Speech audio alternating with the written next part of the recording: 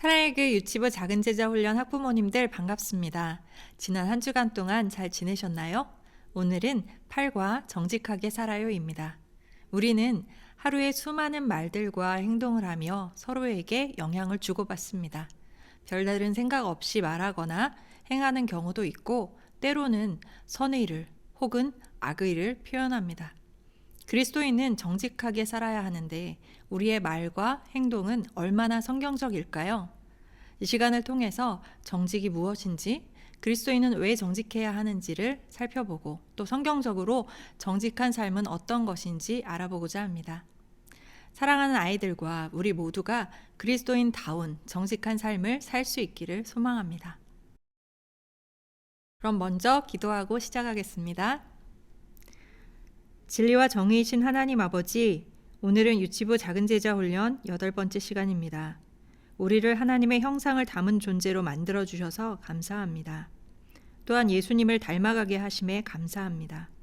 우리의 생각과 말과 행동에서 예수 그리스도를 닮은 흔적들이 드러나게 하여 주옵소서. 어지럽고 타락한 세상 가운데서도 타협하지 않고 정직하게 살게 하여 주옵소서. 예수님의 이름으로 기도드립니다. 아멘. 나의 정직 지수는 어떤지 문장을 읽고 예스일 경우 온도계에 한 눈금씩 칠해보세요. 1번. 길에서 물건을 주었을 때 주인을 찾아주려고 노력해요. 2번. 야단을 맞더라도 솔직히 말해요. 3번. 약속한 시간을 잘 지켜요. 4번. 잘못한 일이 있을 때 회개 기도를 해요. 5번. 남의 물건은 갖고 싶더라도 만지지 않아요. 6번. 하기 싫은 일을 안 하려고 다른 핑계를 대지 않아요. 7번. 친구들에게 부풀려서 자랑하지 않아요. 8번. 교통 질서를 잘 지켜요. 9번. 줄을 서 있을 때 내가 먼저 하려고 끼어들지 않아요. 10번. 노력한 만큼 돌아오는 결과에 대해 화내지 않아요. 체크는 다 해보셨나요? 어린이들과도 함께 해보시면 좋을 것 같습니다. 누구나 정직할 수 있습니다. 대부분의 경우 그리고 큼직한 일에 대해서는요. 그러나 모든 경우 사소한 일까지는 잘 안 됩니다. 일관성 있는 정직은 찾아보기가 어렵습니다. 이 사회는 우리도 모르는 사이에 우리가 정직이나 도덕, 윤리에 대해 새로운 정의를 내리도록 유도합니다. 옳고 그름에 대한 절대적인 표준들이 대부분 사라지고 대신에 애매모호하고 일관성 없는 도덕적 선택의 안개 속에서 우리는 살고 있습니다. 걸리거나 들키지 않으면 죄가 아닌 세상이 되어가고 있습니다. 정직이란 무엇일까요? 정직은 거짓이나 허식이 없이 마음이 바르고 곧은 것을 말합니다. 히브리어로는 바르다라는 뜻의 역은인 야샤르에서 파생된 메샤림으로 인간의 면모, 곧 그 사상과 양심에 있어서 올바르고 성실한 태도, 즉 언제나 우리를 지켜보시는 하나님 앞에서 하나님이 가르쳐 주신 방법대로 생각하고 말하고 생활하려고 애쓰는 마음입니다. 근본적으로 성경은 행동의 일반적인 원리를 보여줍니다. 성경이 말하는 정직은 바르게 살고 바르게 생각하고 그 결과 바른 생활 양식을 갖는 것입니다. 성경 말씀 몇 구절을 살펴보겠습니다. 시편 33편 4절 말씀입니다. 여호와의 말씀은 정직하며 그가 행하시는 일은 다 진실하시도다. 잠언 20장 11절입니다. 비록 아이라도 자기의 동작으로 자기 품행이 청결한 여부와 정직한 여부를 나타내느니라. 21장 2절은 또 이렇게 말합니다. 사람의 행위가 자기 보기에는 모두 정직하여도 여호와는 마음을 감찰하시느니라. 마지막으로 잠언 23장 16절도 보겠습니다. 만일 내 입술이 정직을 말하면 내 속이 유쾌하리라. 정직하면 복을 받는다고 성경은 말합니다. 왜 복을 받고 어떤 복을 받는 걸까요? 시편 25편 8절입니다. 여호와는 선하시고 정직하시니 그러므로 그의 도로 죄인들을 교훈하시리로다. 역대상 29장 17절엔 이렇게 되어 있습니다. 나의 하나님이여, 주께서 마음을 감찰하시고 정직을 기뻐하시는 줄을 내가 아나이다. 내가 정직한 마음으로 이 모든 것을 즐거이 드렸사오며 이제 내가 또 여기에 있는 주의 백성이 주께 자원하여 드리는 것을 보오니 심히 기쁘도소이다. 한 절 더 보겠습니다. 신명기 6장 18, 19절 말씀입니다. 여호와께서 보시기에 정직하고 선량한 일을 행하라. 그리하면 내가 복을 받고 그 땅에 들어가서 여호와께서 모든 대적을 내 앞에서 쫓아내시겠다고 내 조상들에게 맹세하신 아름다운 땅을 차지하리니 여호와의 말씀과 같으니라. 하나님은 정직하시기 때문에 정직한 인간을 기뻐하시며 정직하게 행하는 자에게 복을 주십니다. 하지만 우리는 때때로 이것을 잊고 살아갑니다. 자녀를 양육하면서 우리는 모든 상황에서 정직한 어른인지 생각해 보아야 합니다. 정직한 자는 자녀의 축복을 받는다고 성경은 말씀합니다. 내가 손해를 보게 된다 하더라도 정직한 것, 그것이 오늘날 우리에게 무엇보다 필요한 것이라 생각합니다. 우리 아이들이 모든 상황에서 정직한 사람이 될 수 있도록 우리가 먼저 본을 보여야 합니다. 정직이라는 덕목에는 여러 요소가 포함되지만 가장 먼저 생각할 부분은 바로 언어일 것입니다. 정직에 반대되는 말은 거짓말, 회방, 기만, 침묵 등이 있습니다. 거짓말은 신뢰를 파괴하고 신뢰가 깨어지면 좋은 관계를 회복하기 어렵습니다. 회방은 악의 있는 거짓말입니다. 성경은 이에 대하여 강력하게 경고합니다. 자기의 이웃을 은근히 헐뜯는 자를 내가 멸할 것이요 눈이 높고 마음이 교만한 자를 내가 용납하지 아니하리로다. 기만은 속이고 판단을 그르치게 하고 현혹시키는 것입니다. 교묘한 방법으로 우리는 속임수를 씁니다. 과장하기도 하고 스스로를 속이기도 합니다. 아나니아와 삽비라의 경우 돈의 일부를 감추어 둔 것이 문제가 아니라 다 가지고 온 것으로 믿게 하려는 것이 죄였습니다. 침묵은 죄나 부정직에 대해 찬성한다는 뜻이 될 수 있습니다. 야고보는 사람이 선을 행할 줄 알고도 행하지 않으면 죄라고 말했고, 선지자 에스겔도 파수꾼이 그 역할을 하지 않으면 책임이 있다고 경고합니다. 성경은 말합니다. 악인의 말은 사람을 엿보아 피를 흘리자 하는 것이거니와 정직한 자의 입은 사람을 구원하느니라. 잠언 12장 6절. 선한 사람은 마음에 쌓은 선에서 선을 내고 악한 자는 그 쌓은 악에서 악을 내나니 이는 마음에 가득한 것을 입으로 말함이니라. 누가복음 6장 45절. 무릇 더러운 말은 너희 입 밖에도 내지 말고 오직 덕을 세우는 데 소용되는 대로 선한 말을 하여 듣는 자들에게 은혜를 끼치게 하라. 에베소서 4장 29절. 세상에는 두 종류의 말이 있습니다. 선한 말과 악한 말입니다. 선한 말은 하나님이 하라고 하신 말이고 악한 말은 하나님께서 금하신 말입니다. 선한 말은 창조하고 악한 말은 파괴합니다. 선한 말의 대표적인 것이 정직과 감사입니다. 악한 말의 대표적인 것은 거짓과 불평입니다. 어떻게 하면 선한 말을 할 수 있을까요? 우리는 언어 훈련을 받으면 말이 바뀔 것으로 기대합니다. 그러나 성경은 그것이 불가능하다고 알려줍니다. 혀는 길들일 수 없습니다. 그렇다면 어떻게 해야 할까요? 말을 바꾸기 위해서는 먼저 생각을 바꾸어야 합니다. 말은 마음에서 나오는 것입니다. 마음에 있는 것이 입으로 나오는 것이죠. 입이 수도꼭지라면 마음은 수원지입니다. 수도꼭지를 바꾼다고 해서 물이 바뀌지는 않습니다. 마음의 생각이 바뀌어야 말이 바뀌고, 말이 바뀌어야 행동이 바뀌고, 습관이 바뀌고, 인격이 바뀝니다. 그래서 성경은 마음을 그토록 강조합니다. 하나님의 말씀을 마음판에 새겨야 하는 이유도 여기에 있습니다. 말을 바꾸려면 마음의 생각부터 바꾸어야 합니다. 두 번째, 주인을 바꾸어야 합니다. 선한 말을 하기 위해서는 기본 전제가 있습니다. 선한 사람이 되고 마음에 선을 쌓아야 하죠. 어떻게 그렇게 할 수 있습니까? 가장 좋은 방법은 예수 그리스도를 주님으로 마음에 모셔드리고 선한 말 중에 선한 말인 하나님의 말씀을 우리 마음에 채우는 것입니다. 이것이 우리가 선한 말을 하기 위한 기본 전제입니다. 한 가지 더 노력해야 합니다. 말은 저절로 바뀌지 않습니다.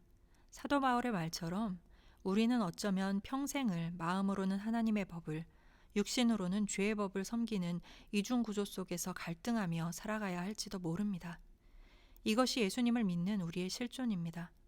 믿음이 없기 때문이 아니라 믿음이 있기 때문에 겪는 갈등입니다. 그리스도인은 이런 과정을 통해 성장하고 성숙합니다. 우리가 늘 갈등을 겪으면서도 소망 가운데 나갈 수 있는 것은 우리에게 예수 그리스도가 있기 때문입니다. 우리는 이 땅에서 천국을 미리 경험하면서 살다가 문화적인 충격 없이 천국에 입성할 수 있어야 합니다. 오늘 우리가 선택한 선한 말들이 우리로 하여금 천국을 경험하게 할 것입니다. 평소에 내가 잘 사용하는 선한 말과 악한 말은 무엇입니까? 악한 말은 어떻게 바꾸어야 할지 구체적으로 정하고 실천해 보십시오. 정직한 삶을 살기 위해 우리가 할 수 있는 또 다른 것은 규칙과 질서 지키기입니다. 레위기 20장 8절은 이렇게 말합니다. 너희는 내 규례를 지켜 행하라. 나는 너희를 거룩하게 하는 여호와이니라. 고린도전서 14장 40절은 말합니다. 모든 것을 품위 있게 하고 질서 있게 하라. 골로새서 2장 5절입니다. 이는 내가 육신으로는 떠나 있으나 심령으로는 너희와 함께 있어 너희가 질서 있게 행함과 그리스도를 믿는 너희 믿음이 굳건한 것을 기쁘게 봄이라. 규례는 일정한 규칙과 정례를 말합니다. 구약에서는 규례와 법도라는 말로 언급되어 있습니다. 규례는 조각한다, 새겨 넣는다 라는 말에서 나온 단어로 세부적인 규칙을 가리키며 법도는 판결하다 라는 말로 관습에 따라 정해진 내용을 가리킵니다. 보통은 두 단어가 함께 쓰여서 모세가 시내산에서 하나님께 받고 백성들에게 가르친 율법을 의미했습니다. 규례는 신명기 5장 31절과 6장 1절에 의하면 여호와께서 이스라엘 백성에게 지키라고 명하시고 있는 모든 명령의 내용이고 이스라엘 백성들이 지켜야 할 모든 것을 규례와 법도라는 말로 표현하고 있습니다. 하나님은 우리에게 지켜야 할 규칙들을 주셨습니다. 또한 하나님은 질서의 하나님이십니다. 정직한 삶은 이런 하나님의 법칙대로 사는 삶입니다. 성경은 스스로 속이지 말라. 하나님은 업신여김을 받지 아니하시나니 사람이 무엇으로 심든지 그대로 거두리라 라고 말씀합니다.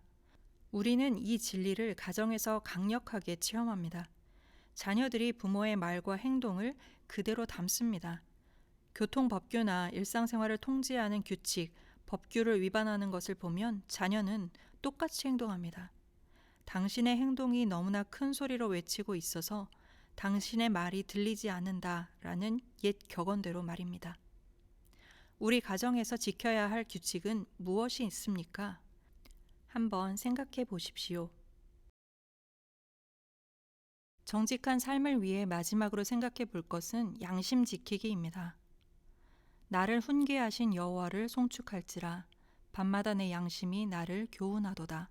시편 16편 7절. 여호와여 나를 살피시고 시험하사 내 뜻과 내 양심을 단련하소서. 시편 26편 2절. 선한 양심을 가지라. 이는 그리스도 안에 있는 너희의 선행을 욕하는 자들로 그 비방하는 일에 부끄러움을 당하게 하려 함이라. 베드로전서 3장 16절. 양심은 하나님께서 일반은총으로 주신 선물입니다. 그리스도인이 아니더라도 양심을 갖고 있습니다. 이 양심에 어긋나는 부정직, 비도덕적인 행동을 했을 경우 가책을 갖게 됩니다. 성경은 우리에게 코람데오의 정신을 가져야 한다고 말합니다. 코람데오는 하나님 앞에서라는 의미를 가진 라틴어입니다. 다른 사람은 다 모른다고 해도 모두 속일 수 있어도 하나님은 속일 수 없습니다. 사람들은 양심을 즐거움을 앗아가는 주범, 어떤 일을 못하게 경고하는 귀찮은 목소리, 속이거나 묵살해 버려야 할 설명하기 곤란한 느낌 등으로 간주하곤 합니다. 그러나 각 상황에서 하나님의 뜻을 알고자 할 때 양심은 성경 말씀 다음가는 귀한 원천이 될 수 있습니다. 모든 사람이 다 하나님의 뜻을 행하기를 원하지는 않아도 누구나 하나님의 뜻을 알고 싶어는 합니다. 하나님께서 우리를 인도하시는 방법은 성경, 성령, 경건한 이들의 조언, 양심입니다. 성경은 양심에 대해 자주 언급합니다. 사도 바울도 나도 하나님과 사람에 대하여 항상 양심에 거리낌이 없기를 힘쓰노라 라고 말합니다. 또한 바울은 불신자 속에도 하나님의 율법을 반영하는 어떤 법이 있는데 그것은 그들의 마음 속에 기록되어 있고 그들의 양심이 그 행위를 증언한다고 말합니다. 양심은 우리의 행위와 생각에 대한 증인이 됩니다. 양심은 우리의 행위를 변명하고 변호하거나 고발합니다. 그리고 우리의 행위를 판단합니다. 20대 자녀가 갑자기 돈을 많이 벌어왔다면 어떤 반응을 보이시겠습니까? 너무 앞서갔나요? 학교에서 성적이 썩 좋지 않던 아이가 갑자기 좋은 성적을 받아오면 어떤 반응을 보이시겠습니까? 여러분, 결과만 중요한 것이 아니라 방법과 과정에서도 정직해야 합니다. 정직한 의사소통을 위해 가정에서 정직 훈련을 해 보십시오. 첫 번째, 약속 지키기입니다. 부모의 약속은 자녀에게 많은 의미를 갖습니다. 사소한 상호 관계에서 부모를 불신하게 되면 영적인 진리나 도덕 가치를 가르쳐도 믿지 못할 수 있습니다. 두 번째, 한담과 험담 줄이기입니다. 진실이 아니거나 소문을 이야기하는 것, 진실이지만 사적이거나 은밀한 이야기를 쉽게 이야기하는 것은 부모에 대한 존경심을 사라지게 합니다. 세 번째, 사과하기입니다.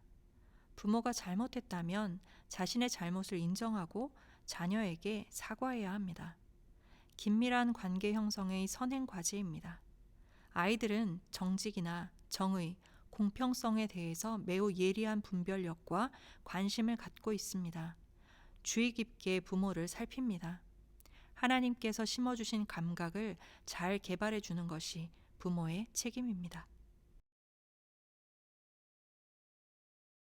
부정직한 행동에 대해서 대처하는 방안을 좀 나누어 보겠습니다. 첫 번째, 확실한 진상을 파악해야 합니다. 인내심과 이해심이 필요하죠. 두 번째는 행동하기 전에 반드시 기도하는 것입니다. 세 번째, 자백과 해명의 기회를 주셔야 합니다. 자녀의 잘못을 근본적으로 고쳐주려면 스스로 말하는 자백, 그리고 회개가 필요합니다. 변명의 기회를 주셔야 합니다. 여기에 경청이 무엇보다 필요합니다. 네 번째, 행위보다 문제의 핵심을 파악하는 것이 중요합니다. 책망하는 것이 아닌 변화가 목적이기 때문에 동기를 분별하는 게 중요합니다. 다섯 번째, 징계하기입니다. 잘못에는 적합한 벌을 내려야 합니다. 일관성 있게 아이의 인격을 존중해서 개별적으로 행합니다. 악한 일에 관한 징벌이 속히 실행되지 아니하므로 인생들이 악을 행하는 데에 마음이 담대하도다 라고 전도서 8장 11절은 말하기 때문입니다. 마지막으로 용서하고 안심시키는 것입니다. 부모님에게서 용서받았음을 느끼게 해주시고 과거를 들추지 마십시오. 정직하기 위해서는 정직하고 난 이후를 걱정해서는 안 됩니다. 많은 사람들이 정직하고 난 다음에 어떤 일이 벌어질 것인가를 걱정하고 그 다음에 시나리오를 짜기 때문에 아무것도 안 되는 것입니다. 어떤 문제에 대해서 정직하고 그 다음에 일어날 일은 하나님께 맡기는 사람이 위대한 사람입니다. 정직해지십시오. 그 다음 일에 대해서는 신경 쓰지 말고 하나님께 맡기시기 바랍니다. 이번 주 과제는 두 가지입니다. 첫 번째 어린이 훈련 큐티는 학생용 교재 97페이지에서 102페이지에 있습니다. 정직하게 살아요를 훈련하고 한 주간 동안 정직에 대한 말씀을 중심으로 큐티합니다. 어린이들이 스스로 할 수 있도록 도와주세요. 두 번째 신앙일기는 부모님께서 훈련을 통해 자녀와 함께 가정에서 한 주간 훈련을 진행하며 깨닫고 느끼신 점을 기록해서 제출해 주시면 됩니다.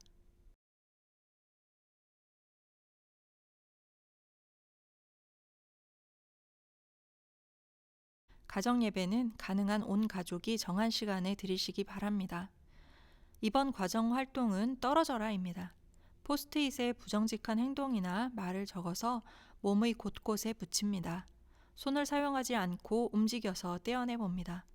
나쁜 말이나 말을 고치려면 노력이 필요하다는 것을 알려주고 기도해 주세요. 학부모 교재에 허풍쟁이를 찾아라 활동이 있습니다. 자랑하거나 지기 싫어서 크게 부풀리고 과장하는 것도 정직하지 못한 것임을 알려주세요.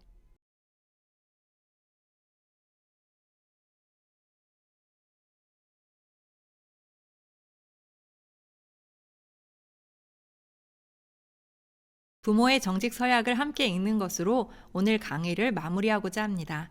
부모님들 함께 읽어보실까요? 하나, 하나님께 서원한 것은 반드시 지키겠습니다. 둘, 자녀에게 지키지 못할 약속은 하지 않겠습니다. 작은 약속이라도 반드시 지키도록 노력하겠습니다. 셋, 가정의 규율을 정하고 최선을 다해 지키겠습니다. 넷, 아이들 앞에서 나의 잘못을 시인할 줄 아는 부모가 되겠습니다. 다섯, 교통법규를 먼저 지키고 행하는 부모가 되겠습니다. 혹시 개인적으로 덧붙이고 싶은 것이 있으면 넣어주시기 바랍니다. 우리 부모님들 오늘도 수고하셨습니다.